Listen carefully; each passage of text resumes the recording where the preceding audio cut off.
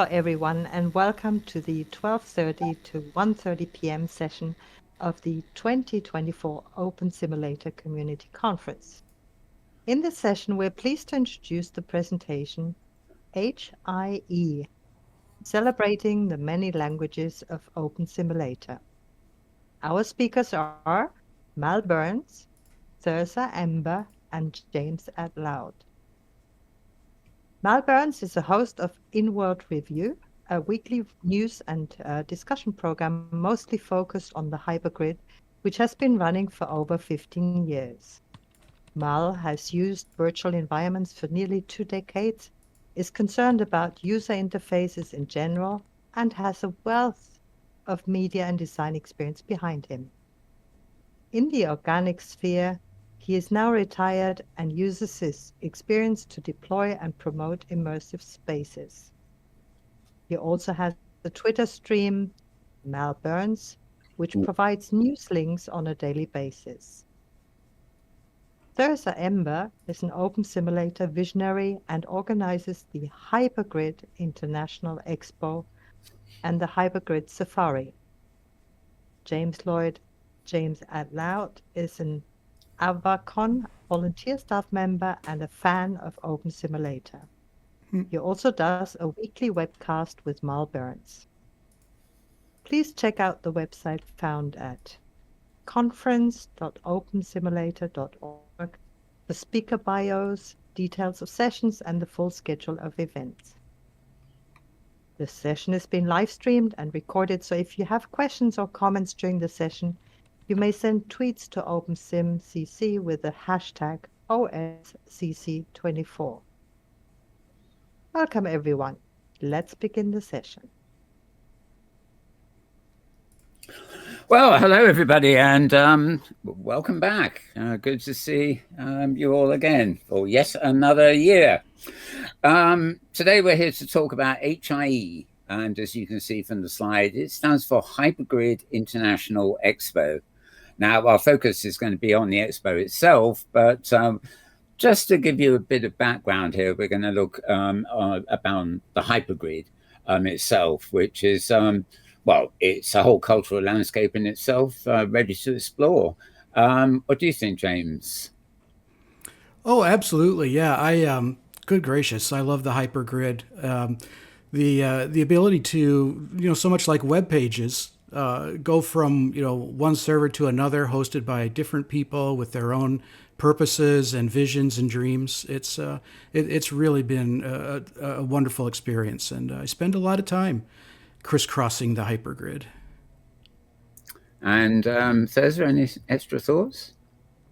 Yes, thanks, Mal. Yes, I think the Hypergrid is a great resource for us all. If you think about the creativity that we find in OpenSim, it's incredible. There's so many different kinds of builds, but it's very easy to remain in your little universe and really not know what's going on outside. So the Hypergrid gives us this possibility to get out there and see what other people are doing. Travel broadens the mind. It gives us a chance to put ourselves in context, as well as learning so much about what other people are doing. Indeed, broadens the mind, helps you expand ideas, and encourages tolerance, combat tribalism, gain perspective. It's very odd in many ways. The travel, as the quote here says, broadens the mind. It's as much the case in real life as it is in the virtual life. And in some cases, people can't travel in real life, so the virtual life is a substitute. And the Hypergrid is, the ultimate universe of a lot of worlds, all connected thanks to OpenSim. No walled gardens, just, one big world. Create new friendships, collaborations, which I think is one of the main things about OpenSim. Defeat tribalism. I love that. And there's a point here, actually, somebody else put in saying, enhance your appreciation of your own home. Tell me about that one. That's true. Yeah. I think it's also true that it's very different to Second Life, where obviously, once again, you can jump from place to place, and there are many people from all around the world.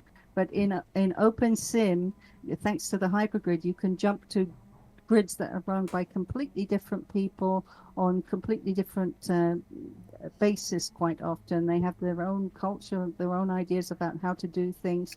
So it really is truly a chance to travel around the world rather than just traveling within the sort of one nation, if you like. If Second Life is a nation, then OpenSim is an entire continent of different mentalities and different ways of doing things. So it does take some, certainly takes some a certain amount of tolerance, but it does also help us to realize that one tribe isn't necessarily better than the other.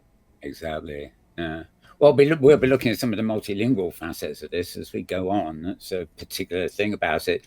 In the intro, Heike mentioned that you're behind Hypergrid Safari too, and I suddenly realized that Hypergrid Safari is just one way you can do all this traveling and exploring, because we have a little club that meets every Wednesdays and just hops here, there, and anywhere. But there are also many others. Anything you wanted to add about HG Safari before James moves on? Yes, it's absolutely right. There are so many different worlds out there with different ideas, and so it does help to get to know these different places ahead of time if we're going to bring a group there. So, and sometimes they can be quite shocking and quite surprising, the different things that happen on different grids. Indeed. So, James. Yeah. So, we talked earlier about, all the different regions and areas we can go to. What seems to happen a lot is that English is kind of the common denominator in so many of these things, but not everybody is comfortable speaking in English, not to mention just public speaking, period. And not all OpenSim residents even fully understand English. And so, as we've found when we travel in the Safari, sometimes, we'll want to have voice on, but if we're talking in English, it's difficult for other people. And it's,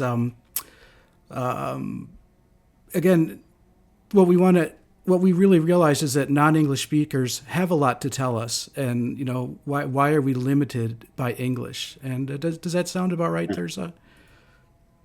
Yeah, that's absolutely right. Quite often we'll have a safari visit on a grid where English is not the first language by any means. Sometimes the person doesn't know any English at all, or just that basic English just to get by with OpenSim. And so when we meet somebody like that, it's quite scary for them to have this international group come along and want to learn about their sim. The HG Safari visits, it's not really one of those, music and dancing type events. We try to learn about the regions that we go to, and we meet the host. So that means quite a lot more commitment from the person who's telling us about their region. And it's definitely true that there's a huge amount of people out there who have a great deal to say about building, about their culture, about their ideas of community, about OpenSimulator code, that do not really know enough English to feel comfortable speaking that language when they meet with the HG Safari group. And so that's a bit of a challenge for them. And that's really why we try to stick to local chat, written chat, because that makes it easier for everybody. It kind of levels the playing ground a little bit. Oh, that's so true. And Mal, we've talked before about some of the fun that we have with voice. I know that you enjoy speaking in voice more than typing, but it can still be a challenge. Oh, absolutely. I mean, I used to type a lot, and somehow the typos all increased. Over the years, it's just decayed to nothing, because I really am a voice person. And as soon as, when Linden Labs brought voice first to Second Life, well, actually it was Skype that got there first, but once we have voice, I mean, I was sort of blabbering my mouth off everywhere, that's what we do. But it is very true. There are useful things, like when I'm talking in English or something on video or something, there can be translations, but that doesn't happen to an hour or two later when the replay starts. So, it was very important for us to find ways of, communicating across languages. And the key for us was, sorry, my throat there, the community side of it, and the Well, we have groups that basically do translations for individual languages and things like that. So we've just come up with different ways where people can communicate. And for example, we have 4 languages. Mal, Yeah. Sorry. Mal, I was just going to ask you how many times it's happened to us that we've gone on Safari, for example, on a French grid. And first of all, people are all complaining and say, "Oh, you should have the Safarian voice because you're just making work for us, and we just want to talk." And then we go to a French grid where they love to speak full volume, full. It really is in French, and all of a sudden, all the English speakers are like, "Oh, can we please go back to writing because I don't really know what's happening." Yes. Yeah, we get our just desserts, don't we? That's right. But, well, and for all these factors, what happened then, I think there was the inspiration for this idea of the Hypergrid International Expo. And so, in 2017, the idea came to have, how can we have an emphasis on language, something that is not all English speakers, some kind of a translation system, something that is maybe a little more Eurocentric, maybe more around the world. And so I wonder, Mal, what was part of the inspiration for this conference? Right. Basically the inspiration, it just came out of the blue in many ways, but basically Thirza and I were talking, probably after a safari or something like that. And I don't know what the spark was, but we suddenly thought, we've got to do that. We have SLCC and we've got OpenSimFest and various things, but nothing quite like what we had in mind. And I think the expo bit came later, but we thought we'd do something in at the time it was European languages, but the focus had to be not on geography, but on the language itself. So people from Canada, the US, South and Central America have been involved as presenters and attendees. And we have blocks of talks in each language. The fact that we don't have a session just in somebody's language, I don't know, Hindu or something, doesn't mean that they can't partake. English people can come and they join the English group and they see all the translations in English. And we have a load of booths, which we'll come to later, where people can exhibit from all over the world, really. Yeah, I've changed the slide, Mal, so can you tell us more about how was 2017 organized? Indeed, I'm back on the lead here, as they say. Right. Yeah. Well, a bit background on the 2017 event, which is where we started. We had talks in 4 languages over a weekend.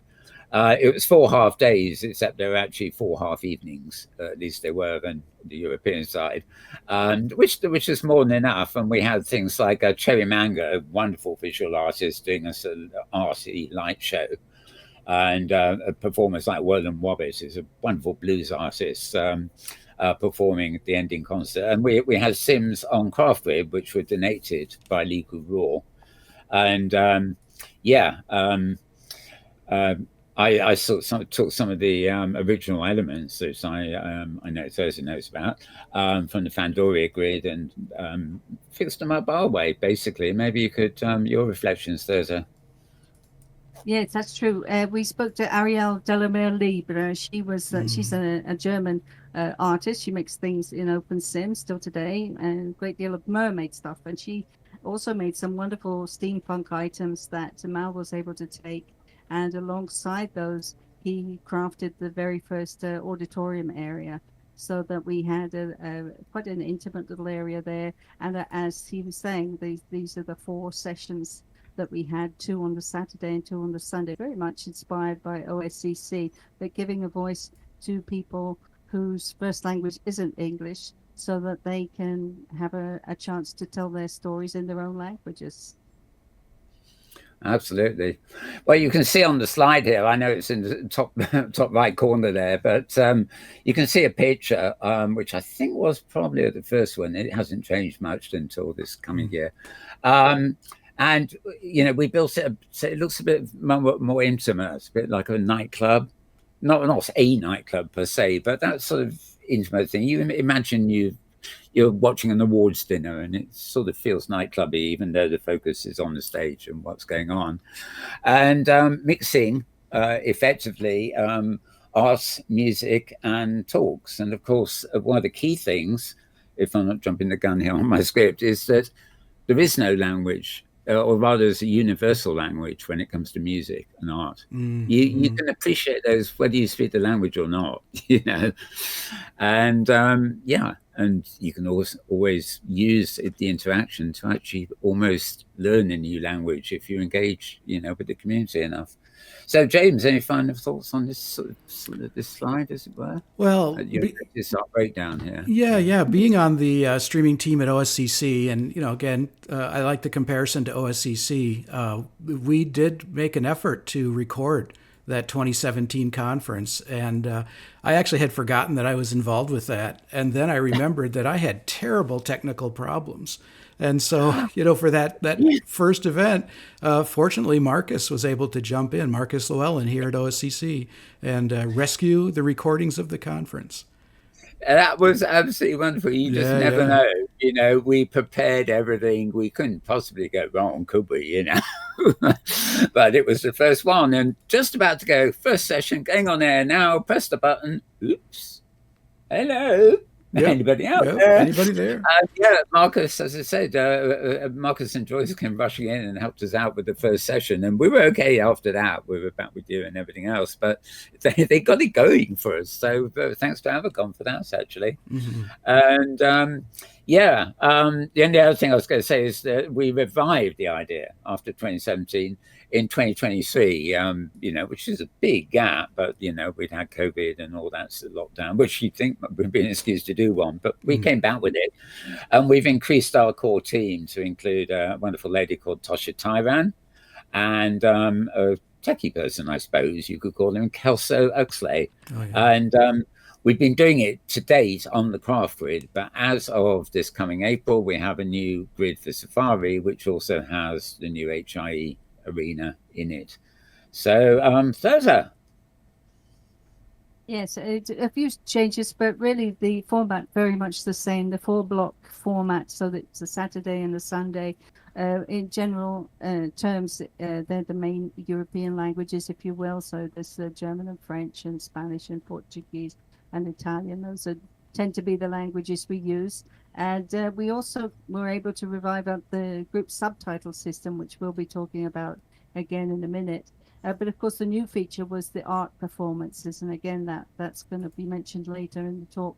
And that really did change things, because instead of having 3 lectures or speeches given for each language group, then we began having a speech followed by an art performance by somebody who belonged to that particular language, and then another speech following it. So that kind of breaks up the event. And again, it kind of fits the nightclub, the evening setting that we have there on HIE. I'll just interrupt you there. It's a note from you, actually, saying that the event celebrates everyday life in OpenSim, and it's not so much about using OpenSim as a tool for some external project, but it's more about community. OpenSim is a place in itself with its own ecosystem. You wrote that down here, which I thought. Yeah, I would say that's very true. There's people that we've been privileged to hear speak often do speak about things that are a little bit more to do with life on OpenSim in general. So the themes do change. We don't have a set theme. People can speak about anything they wish, much like here in OSCC. But they tend to break down into 4 different groups. So we have technical talks, which might be about scripts or tools or how OpenSimulator works. Then you sometimes have people, Zori Jupiter, for example, came in and she gave a talk that was her personal experience in OpenSim, her life experience really of what it means to be a singer in OpenSim. And sometimes we'll have people give a philosophical talk. We had Dings Digital speak about the importance of not being materialistic in a virtual society, which is a really wonderful talk. And then, of course, some people come along and they tell us about places, which is another wonderful side of OpenSim. The story behind how a grid started or why a region was built, that can be fascinating too. I'm just curious which of those you prefer, James. Oh, my goodness. Well, being a technical person, I mean, I love the art. I love so much of the conference, but the technical parts are so interesting to me. And I remember Jeff Kelly came and spoke, and he spoke about some of the technical aspects. And, I'd seen some of the studio television things that he's done. And of course, those resonated with me. And then Kelsey Uxley, I remember him doing his presentation on moving things in OpenSimulator, and just the very fluid movements that he had. And of course, he demonstrated things by climbing up and down an enormous ladder, and those things really stand out to me. How about you, Mal? What's your favorite of the four? Yeah, it's very hard to know because I love talking about regions and traveling and the arts and all of it. But actually, when it comes down to it, and I think of my show and stuff, I'm probably swinging towards the philosophical. I just love discussing these things.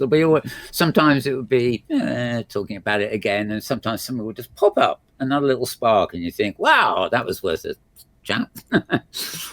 So yeah, right. It's the people behind the pixels, isn't it? That really comes out when you get to hear people speaking in their own language and just being able to express themselves. So this slide also shows the breakdown of the languages that we had in the last two events, which was in 2003 when we did the event in, I think it was October, and then in HIE 2024, which was in April.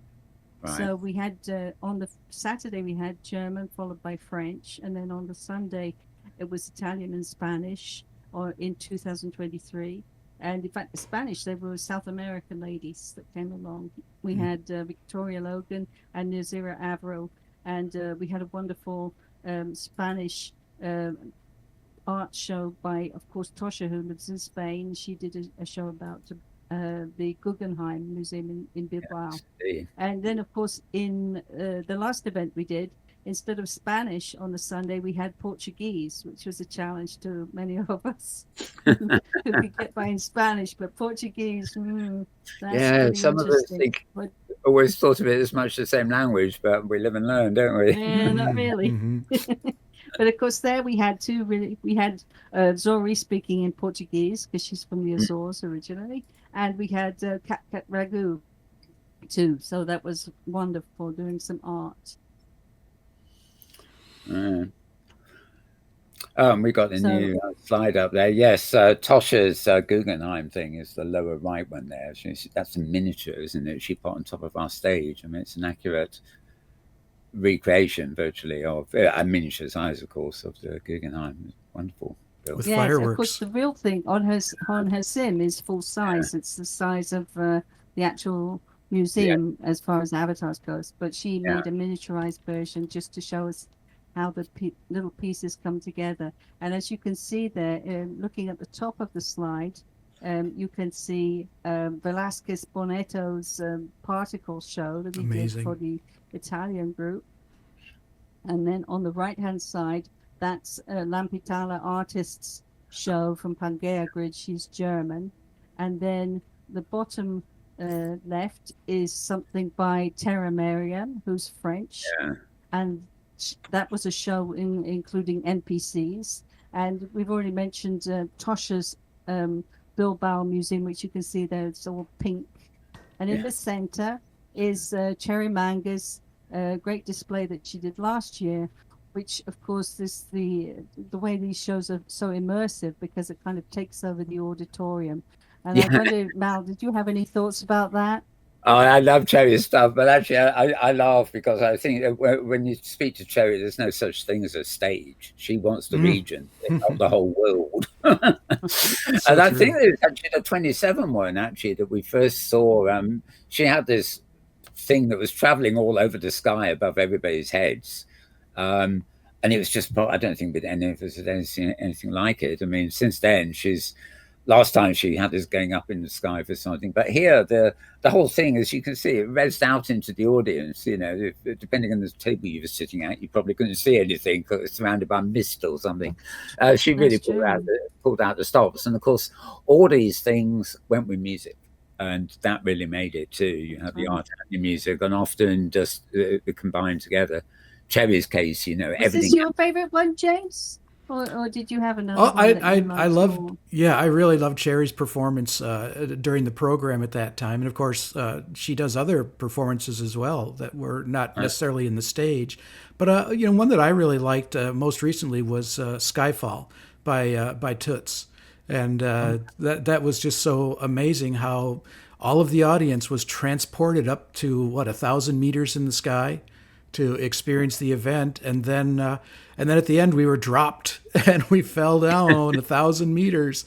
And just as a camera person, it was fun to capture the drop and then capture as avatars landed onto the bottom of the ground. It was great. Quite literally thrown That's down. right. And we should stress that all these art exhibits that you can see here, just a little photo of, everything was filmed during the events, so that anybody who wishes, they can go to our YouTube channel and go and watch them. But I have to say that really to be there is so much more immersive. So it's just delightful. It's nice to see the video, but to experience it in person is a real treat. And It really is. Yeah. They're also different too. This picture, I hope, kind of captures that. Everybody comes to this idea in a very different way, with different strategies, with a different language, and with different expectations quite often. And so that's all part of the rich pattern of making this event happen. It's kind of like theatre. Truly is. With Not to mention the stage manager. that quick turnaround from October to April, from 2022 to 23. That was or 23 to 24, right? So James, Yeah. you're the ideal person to talk to about here, about how the event works, the subtitles, the streaming, the introduction, the art events, and the tech assistant needed, and talking events, and blah, blah, blah, blah, you name it, and the subtitle challenge. So maybe you'd like to tell us a little bit about that.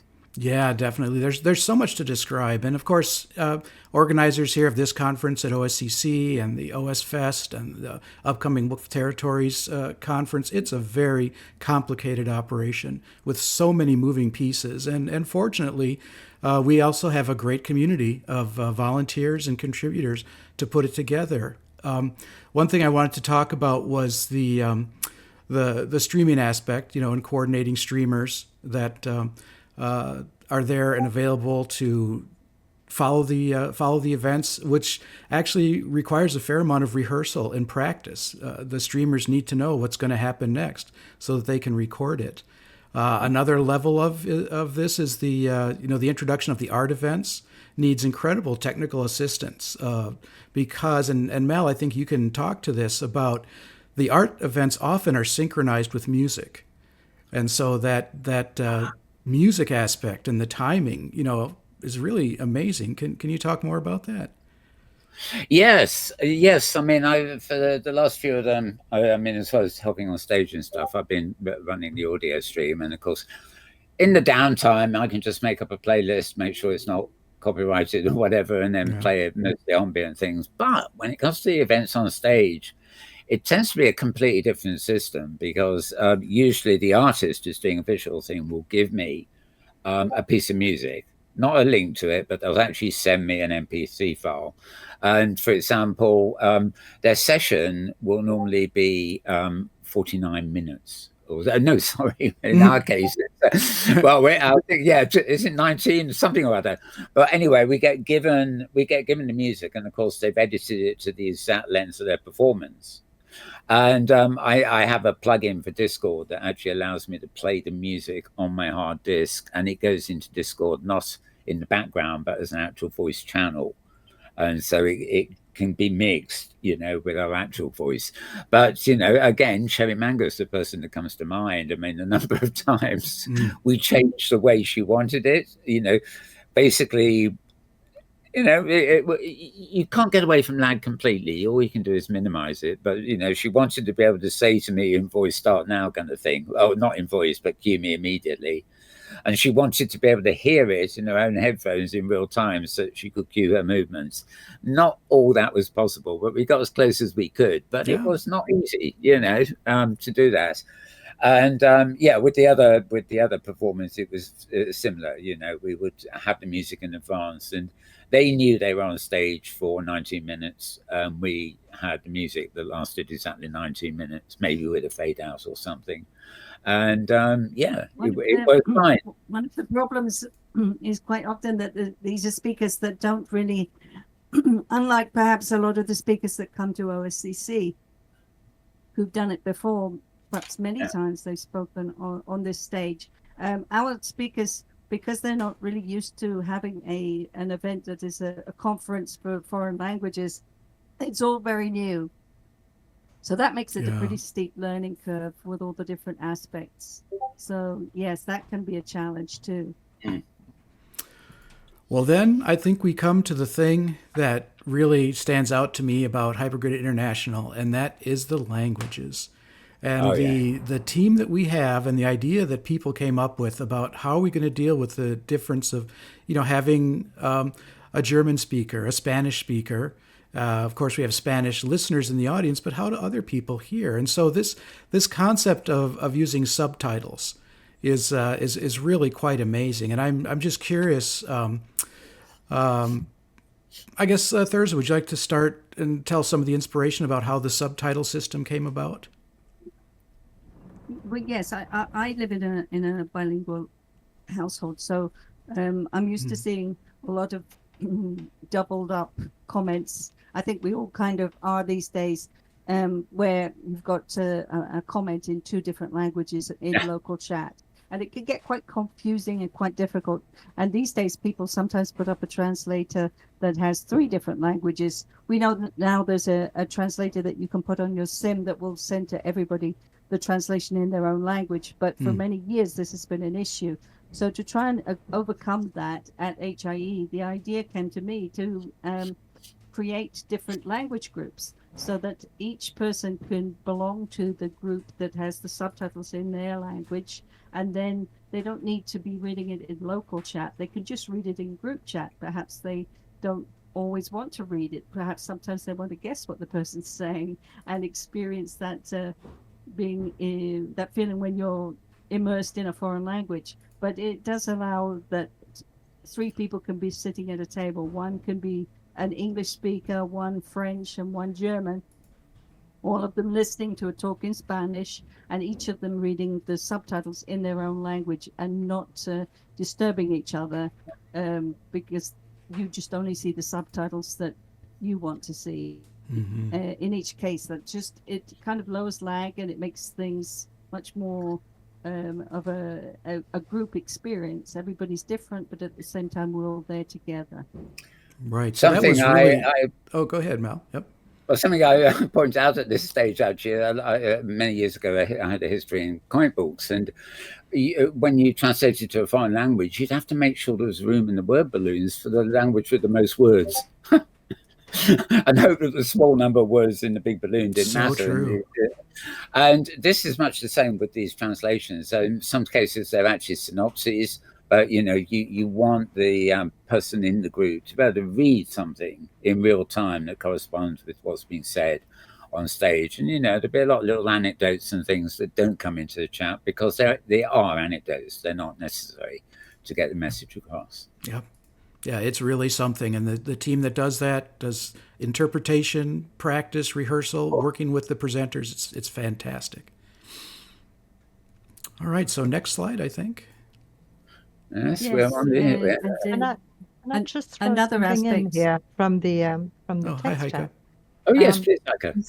Sorry, because Lisa, she said that she's just read there's something... a hub she raised.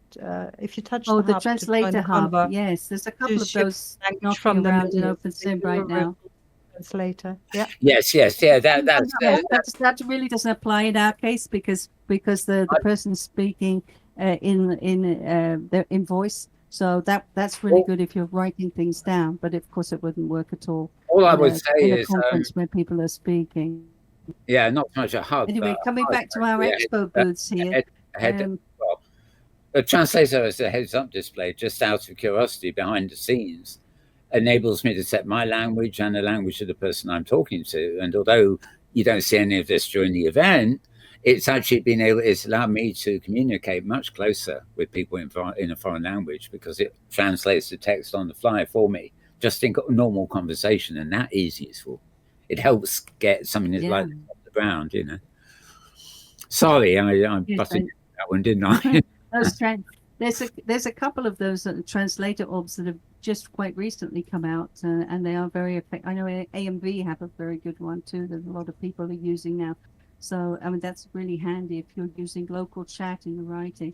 But coming back to us, the expo booths is another aspect of our conference, whereas it's true that the speakers tend to be native language in something other than English. This is a part of the event that everybody can be involved in. So what you do is you get a booth, it's very simply made, and then you modify it to make it appropriate for your project or your grid or your region, so it tells your story. And I think that's one of the funnest things that Mal came up with. So Mal, can you tell us a little bit about those? Yeah, it was a minute ago said 2017 is a long while ago. Can I remember, I ask? Yeah, I know we were talking, and yeah, I thought we should have this long and winding road that went round 3 of the 4 sims, you know, so people could walk along it, see some art exhibits, and have these booths along the way. I think I came up with the original booth. I think I'd had it on one of my old regions. You And did, we'll just plop that there, and people can decorate it the way they want. And I know is it Tosh or somebody's remade it with mesh now, and so it's much more efficient as well. But the layout is still there. And in our new region, where the stage is in the middle, the actual winding road goes in a full circle. And you know, just these wonderful booths that you can customize as you go along there, and it's almost a show in itself, because it's not like a trade convention for books where every booth is a book shop. You know, it's a multitude of worlds. Some of them are actually worlds. That's exactly right. Multitude is the word for it. Yeah. The original, I think the original event we had maybe 70, and this last event we had over 100 of these booths. So they represent all kinds of different places. Some places people maybe have not heard of before. And so the expo, this part of the event, is open several months before the actual weekend of the conference, and it's open afterwards too. So there's loads of time for people to come along and take a look at these booths. I wonder, James, did you have a favorite? Oh my goodness. The one that pops to mind, there was one that had artwork from 2001. And of course, science fiction. I love that. The booths are amazing, and I see them as a blank canvas. And what people do with each of these booths is just tremendous. There are 7 surfaces on which you can put an image, but they become so much more than that. And in the way that we celebrate language, we're celebrating the grids and their different themes and cultures and purposes. And the booths are a whole nother aspect that I really enjoy. I remember it's a fun way. We try and keep them. We try and keep them all the same size, so that there's no competition between the different grids. Everybody has the same amount of space to use, so nobody's kind of given more room than another grid. But it certainly is very confusing when you go through them all. So much to see. I remember in a certain other place very early on, there was a competition where you resed 1 prim. That was all you were allowed to res, and the competition was to see who could mangle it into the most attractive thing. Right. 1 single prim, so it's the level playing field. Sorry. So everybody who was here today is welcome to join in that expo part of the build. We'll be opening that very, very soon. And so if you are curious and would like to know more, again, you can go to our YouTube page. And in fact, Pet Shop, has made a series of videos just to showcase how to make a booth, what's required, what the limitations are, and so forth, what to do with the booth when it's finished. And she's actually prepared that with the help of different volunteers around OpenSim. She's prepared it in 7 different languages. So if your first language is Japanese or Italian or Portuguese, don't worry, you can go along to our YouTube page and watch a video explainer in your own language.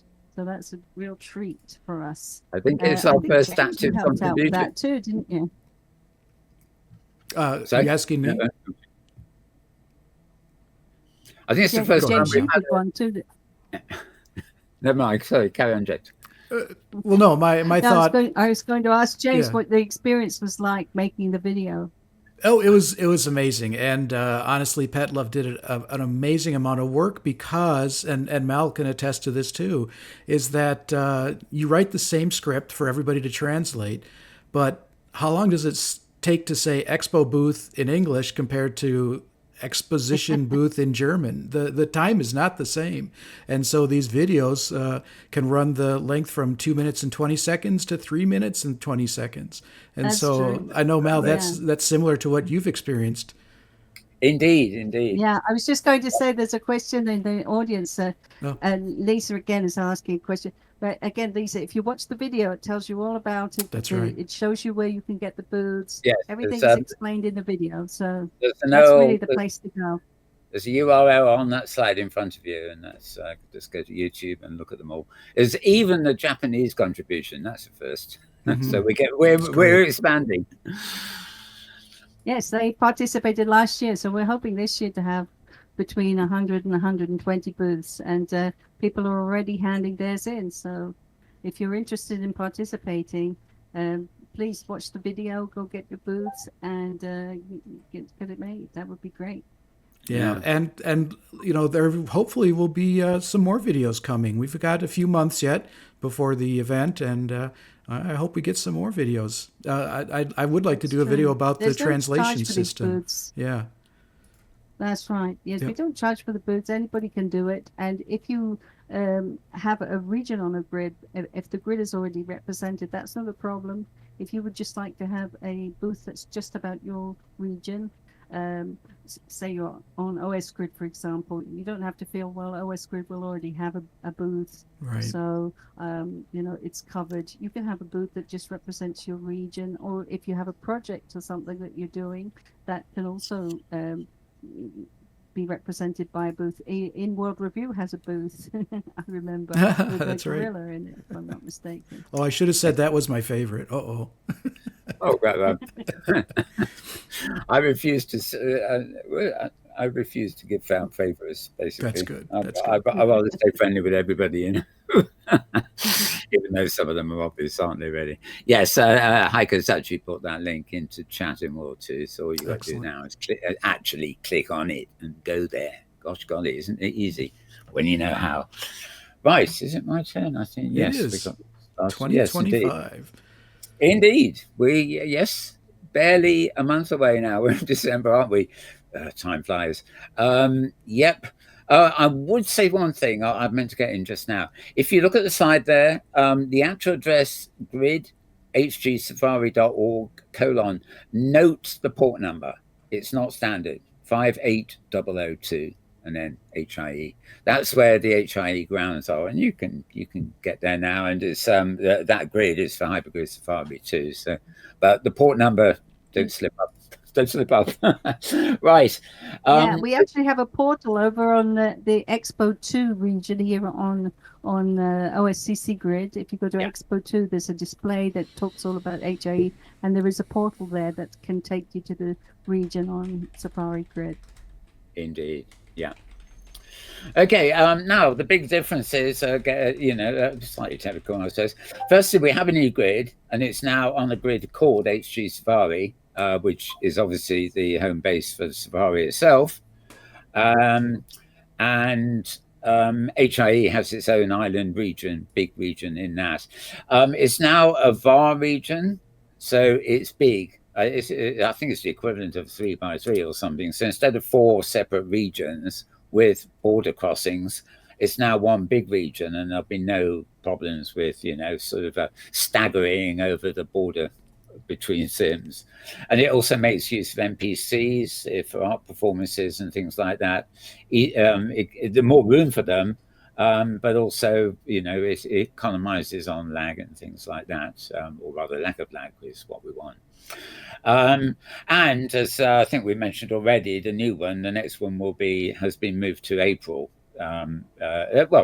this was in April, and the one next year will be in April too. So it's still 4 months, well, 3 months practically away.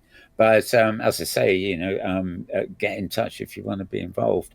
Now, as we've said it, and we have to say it again. Don't be put off by things like European time and European languages.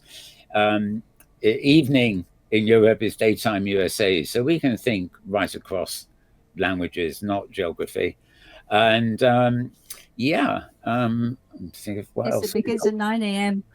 In Second Life time, in Pacific time, 9 a.m. So it's really the afternoon in most of the USA. Not that everybody is in the USA, obviously, but one of the great differences here is that it makes, because we're on one big region, that makes it a lot easier for us to do things like have an EP that is more interesting, perhaps. And of course, we no longer have the region crossings that caused a little bit of havoc for people trying to move from table to table. And streams, audio streams. Oh my goodness. Yes, and the stream yes. Just one stream. One stream, one grid. Right, no more worries about parcels. Yeah, much more streamlined infrastructure is what we can expect, and I guess what we've got, and certainly more room for that expo, as I said. That it will now be a complete circle with the auditorium, the newly built auditorium. You can see on the slide, it's actually in the center of the whole region. So the expo and the parkland, as we call it, goes all the way around now. We can fill that up as we want. So I think we have some lovely artwork by Tina Bay. Just wanted to mention her. The Argentinian artist. She's made some lovely stuff for us, so it's a real treat to walk around in the parkland too. So I noticed we have about 3 minutes left, so I better be careful here. I was going to say, we have a big list of names. Now, we're not going to read out these. As I said, no favoritism here. That's just an example, and there will be people missing there of people who've helped us behind the scenes. So if you see your name up there, we'd really like to thank you. And if you don't see your name up there and think it should be, well, we'd like to thank you too. And sorry about that. Anyway, these are all people who've helped out with recent HIE events, etc.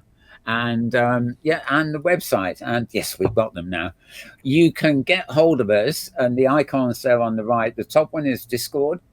The one below it is YouTube, I believe. Then there's the Facebook, and then finally MeWe, if you still remember that. And so we got groups on all those platforms, plus the site you see in front of us. So final remarks from James first, I think. It's an amazing conference. I've enjoyed being a part of it, and just a reminder that you can be a part of it too. And if you would like to volunteer to help out with translating, greeting people, there's so many opportunities. Just find Thirza. We have, of course, that Discord channel, and it's been a blast. I thank you guys for inviting me. Great.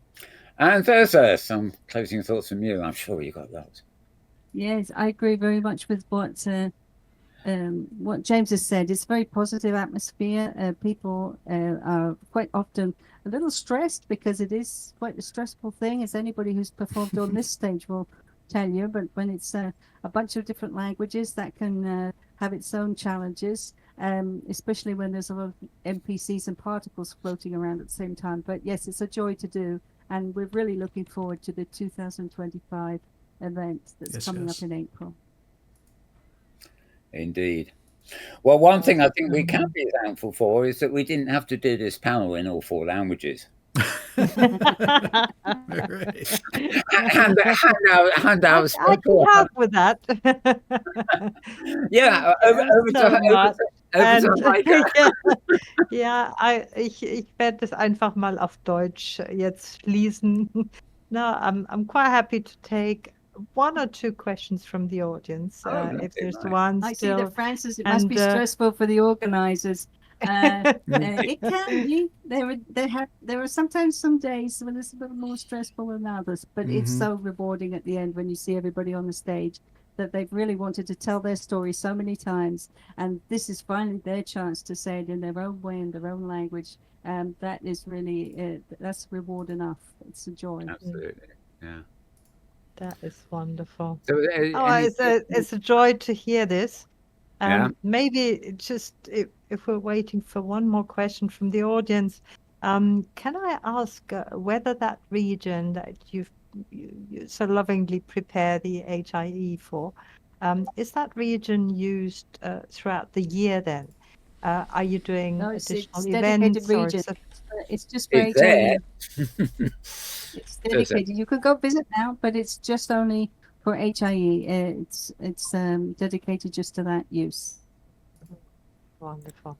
And Safari, of course, as well, but that's a different part. Well, the Safari has its own region, but because obviously the grid is more than just that one 3x3. But yes, it's just for HIE. Okay, Wonderful. well, thank Thank you you all. so much. Yeah, Heike. Yeah, thank you, Mal, Thirza, and James for this wonderful and informative and interesting presentation of HIE, Hypergrid International Expo. And as a reminder to our audience, you will want to check out conference.opensimulator.org to see what's coming up on the conference schedule. You won't want to miss our next session, which will begin at 1:30 p.m. in this keynote region and is entitled History in Virtual Worlds, Conquest and Tragedy. Also, we encourage you to visit the OSCC24 Poster Expo in the OSCC Expo 3 region to find accompanying information on presentations and explore the Hypergrid resources in OSCC Expo 2 region, along with sponsor and crowdfunder booths located throughout all of the OSCC Expo regions. Thank you again to our speakers and the audience.